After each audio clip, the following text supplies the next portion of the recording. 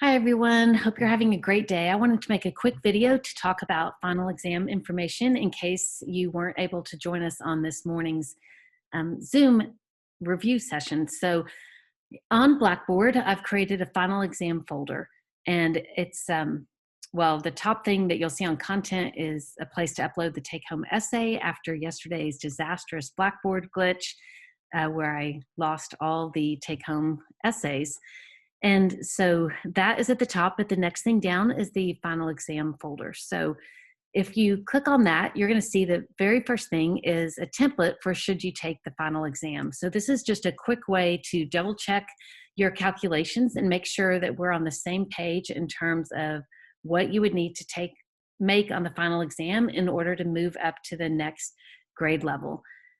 I've had students in the past that have struggled with this decision, and I just want you to know that I don't, if you have a C in the class and you're happy with it, that's all that matters to me. I don't take it personally that you're not striving to lift that grade. You are the only person that knows what your personal situation is during finals week and what other things that you're juggling, or maybe you're just a senior graduating in December and just want to be done. Whatever works for you works for me. So this is just a template where you can figure out the time it would take to lift your grade and whether that's worth it in terms of other constraints that you have. So the second thing in this folder is a list of the articles, guest speaker days, and slide decks. So what I did, this is a test that goes back to the beginning of the class, but it's not comprehensive. It's cumulative, but not comprehensive, in that you're not being tested over every single thing we've done the whole semester. So instead, I laid out the 15 weeks, week 14, of course, was Thanksgiving. So that leaves us with 14 weeks of material. And I identified one thing from each of those weeks to cover.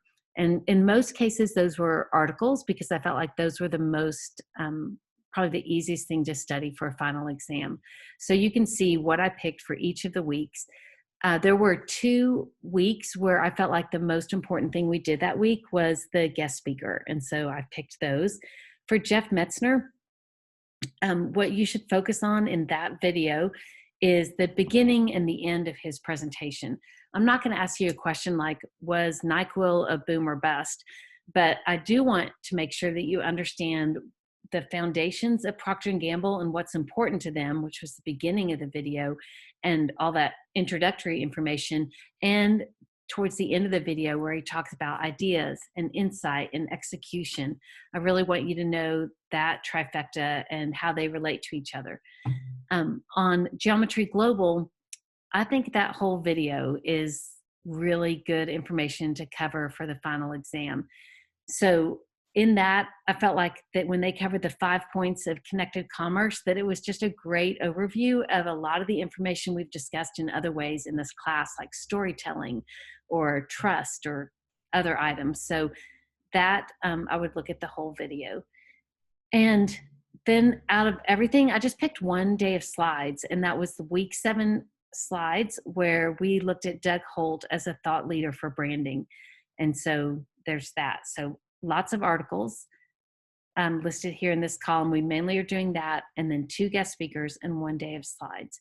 If you count up the individual things, that's 15 items, because in week 5, there are 3 things, Stingle, Ritson, and Sharp, the 3 thought leaders, super short articles, but 3 of those. So there's 15 things on this page. There are 15 questions on the exam, each one worth 10 points. It's all open-ended, and it's all through Respondus Lockdown Monitor.